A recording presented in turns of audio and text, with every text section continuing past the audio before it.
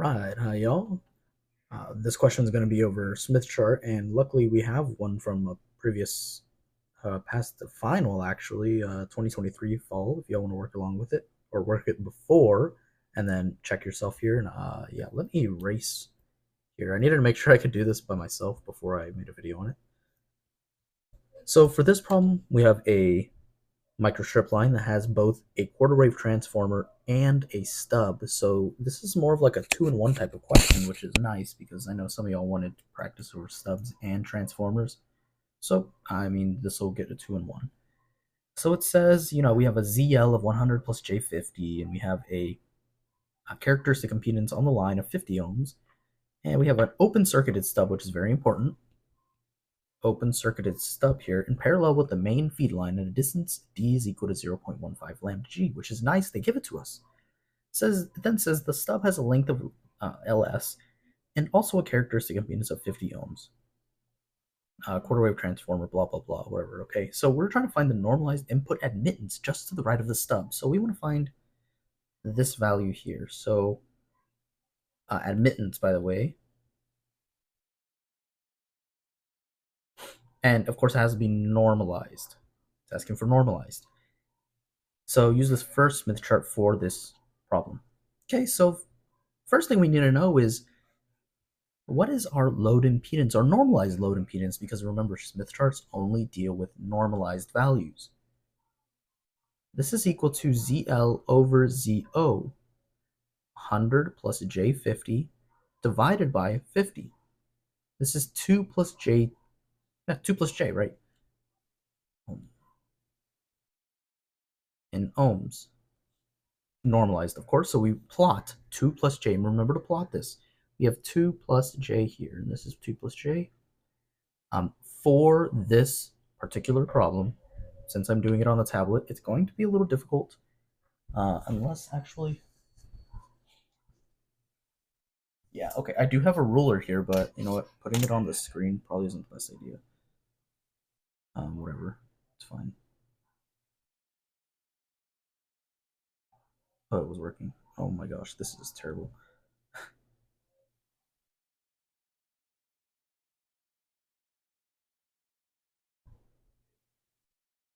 I think that's good enough. So we have about 0.218, 0.218 lambda g here, right? So, and again, we're going clockwise towards the generator because we're starting at the load and going towards the generator. So the load is at 0.218 lambda g from the from this 0 mark. Now what we need to do is we need to draw out our SWR circle. And on the computer, it's a little hard to get it to be perfect, especially when it doesn't want to make the circle. All right, there we go. This is going to be horrid, by the way. My answer is probably not going to be too close, but the process is all that matters, especially when you know you can do it on paper. Okay, I think that's good enough. Now what we need to do is we need to extend this circle, or what another thing we can do is to find the load admittance. The normalized load admittance is to take 1 over the normalized load impedance. On paper, it's probably easier, not probably, very easy to do with a ruler to create a line. On the computer, I have trouble doing it. I'm not going to lie. This thing sometimes is finicky. So what I'm going to do is I'm just going to do 1 over this, 1 over 2 plus I, or 2 plus J, and plot this onto the chart. So 0.4 minus J, 0.2. So I'm just going to plot this to make sure I'm exact with my answer here. So what was it? 0.4 minus 0.2J. So 0.4, which is value here, 0.4 minus 0.2J. So it's this value right here. Okay, that would have been pretty good, I think. Just make a line now through it. I very much dislike doing Smith charts on my computer, if you haven't noticed already. But the next thing we do is we now put this as the normalized load admittance. For stubs, it is in your best interest to use admittance. Do not use impedances. Impedances make your life very, very hard when dealing with this stuff. In admittance, what we have here is 0.46, well, it looks like to be 2 lambda g. It might be 3, it might be 0.463. Just leave it as whatever you think it is, whatever the easiest for you to understand. It isn't even actually 0.64. It should be 0.64, if I'm looking at this right. As long as it's close enough, I'm not gonna lie. He probably won't take points off because you can't draw straight lines. It doesn't matter. As long as your steps are correct, you get full points. Unless your steps are correct and you just have like major errors in numbers, then he might take off a couple points. But for here, we found the normalized load admittance. Now, this might be where people get trouble. Might have a little bit of trouble. They've plotted the load impedance and the load admittance, but what do you do now? Well, look at your substrate in this image here. You're going to go from the load to the stub, a distance d. So you're traveling around the Smith chart a distance d. So starting at 0.464, you're going to add a distance d going clockwise. So it's 0.464 plus, what is the distance d? 0.15 lambda g. 0.464 plus 0.15 is equal to 0.614. And again, lambda g, but a Smith chart doesn't go past 0.5. If you have something that's more than 0.5, subtract 0.5.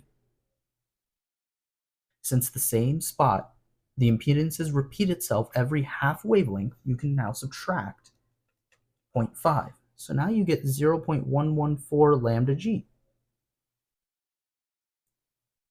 This is the distance, or this is the position of the wavelength right to the very right of the stub. This is the impedance or admittance, really, to the very right of the stub, 0.114. So let's find that. 0.112, 0.114 right here. So you're going to now make a line from the center of this to the dot that you have here. There we go, perfect. And now you're going to find the spot it intersects with your SWR circle. So where does it intersect? It intersects here, which is about, what is that? That's 0.6 plus J, plus because we're in the northern hemisphere, or the positive, the top half of our circle, plus, again, another 0.6, right? Oh, wait, no, hold on. 0.65, J 0.65. So that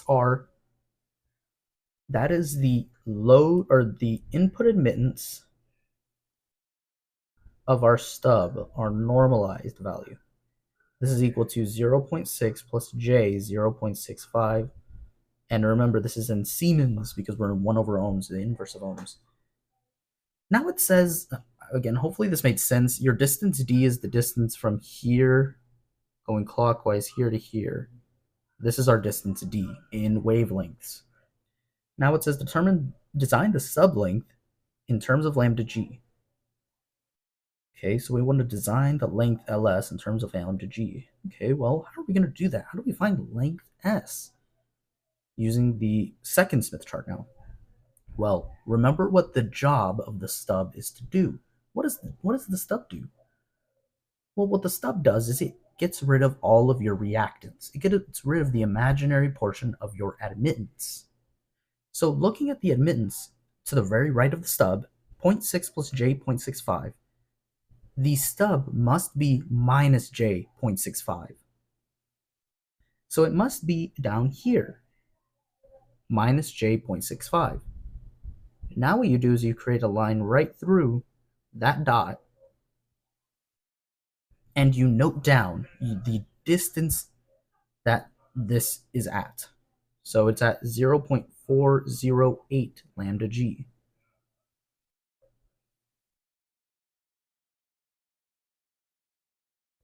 All right. So you're at 0.408 lambda g here, and you're looking for the length of the stub. Well, the length of the stub depends on whether it's an open circuit or a short circuit. In our case, in the problem, it says to do this, we must put an open circuited stub right here. open circuited stub in the admittance chart. Open circuit is on here, over on the left side. Short circuit is on the right side. So now what you do is you start with whatever kind of stub you're at, which in our case is an open circuited. So you start here and you go clockwise until you hit the line that you created for the stub.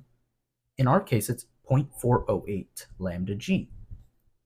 So what you do is you take the end point, wherever you ended, 0.408 lambda g, and you subtract with where you started, 0 lambda g. So the length of the open circuited stub is equal to 0.408 lambda g. This very long line is called the length. If it's set in short-circuited stub, what you would then do is you would start here. You would do the same thing until, going clockwise, until you hit that line. Now you do 0.408 lambda g, because you ended there, minus where you started. In our case, we started at 0.25 lambda g. This is for a short-circuited stub. Of course, this is not the problem. This is just an example of what you would do if it were a short-circuited stub. Nonetheless, this is your length of the open circuited stub, 0.408 lambda g.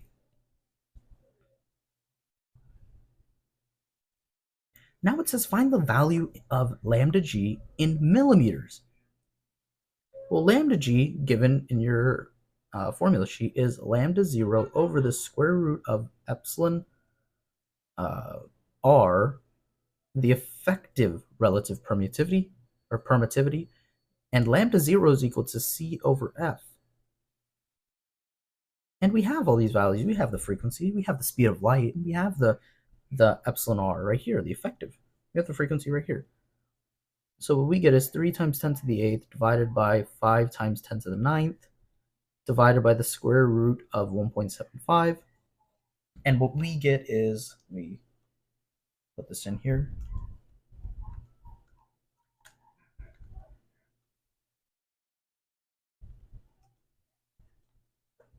What we get is 0.0454 meters. Remember, when you do these values, you need to put it in meters, but you want this in millimeters, so you multiply by 1,000, or it's 1 times 10 to the third. And what we get is 45.4 millimeters. That is lambda g in terms in millimeters. So lambda g in millimeters is equal to this, 45.4 millimeters. Now you're trying to find the value of the transformer characteristic impedance, Z0 of t. To do this, you have to find the impedance as seen, the input impedance as seen by the transformer. I'm not going to put OT, I'm going to put T here. We have to find this. To find this, we have to use the Smith chart. It doesn't say specifically to use the Smith chart because of what I'm about to tell you, but sometimes it does. You do have to, so I'm going to show you how to do this correctly. What do we notice? What do we know about the impedance at this point, to the very left of the stub? So if we were on the left of the stub,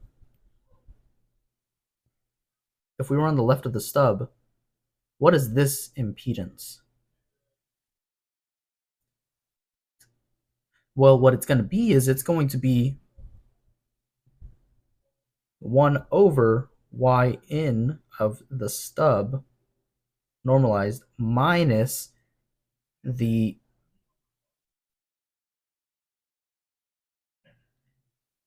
opposite, I guess, of your reactance. Remember what the stub does. That makes it confusing. Remember what the stub does. The stub gets rid of your reactive component. So after the stub, to the left of the stub, you're not going to have any reactance. You're only going to have that resistance left. So the Zn of the stub to the left of it is going to be 1 over Yn of stub. Well, what is Yn of stub? It's going to just be 0.6. It's only going to be 0.6 because the reactance portion got taken away by the stub. To the right of the stub, what did we have? 0.6 plus j.65. The stub was minus j.65. It gets rid of that reactive component. The only thing that's left is your resistive component. So Zn of the stub, looking to the left, or looking from the left to the stub, on the very left of the stub, is going to just be 0.6, or 1 over 0.6, sorry. And this is going to be about 1.67 ohms. Now we plot that on our formula sheet here, or our Smith chart, 1.67. We plot about here. And again, we can make a circle if we want. It doesn't matter all that much. But this is what you would do if you didn't have the distance. In our case, it says a quarter wave transformer is then placed a distance of lambda g over 2, half a wavelength from the stub. What do we know about half a wavelength? Well, that's a full circle around the Smith chart. So if it starts here,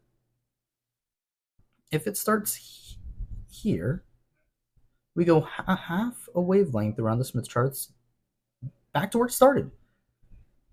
So the Zn of t, what the transformer sees, is 1.67 ohms because it went half a wavelength around the Smith chart. Half a wavelength is the distance from here to here, lambda g over 2. If it were lambda g over 4, for example, if it was a quarter of a wavelength, you would start here still, and you would go around, and you would end here. So it would actually be 0.55 if it was a quarter of a wavelength. Still fully resistive, but, not the same value.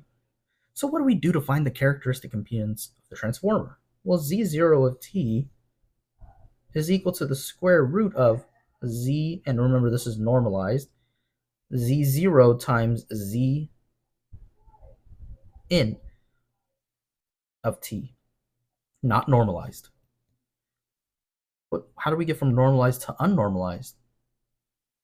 Well, we multiply by the characteristic impedance. So then this is equal to the square root of 50 times 1.67, because this is normalized, times 50, our characteristic impedance again, to get Z in the transformer, the real characteristic impedance, or the real impedance, not the normalized impedance. So from here, what we get is 50 times 1.67. We get about 64.6 ohms. Again, our answers might not be exactly the same as his, because our circles might not be the exact same size, or our lines might not be the very straightest. As long as it's close enough, you'll be perfectly fine, and hopefully y'all understood this question here. If you have any questions, please message me. Please comment. I'll make sure to answer this. Make sure we get the same answers. 45.324, 45.4, good enough. 62, 64.6. It looks like because their real part was 0.65 and not 0.6, our circle was a little small. They got different values of lambda g and ZOT. I mean, it is what it is. The process was correct. This is how you would do it. You get great grades here. All right. Thank you all for watching.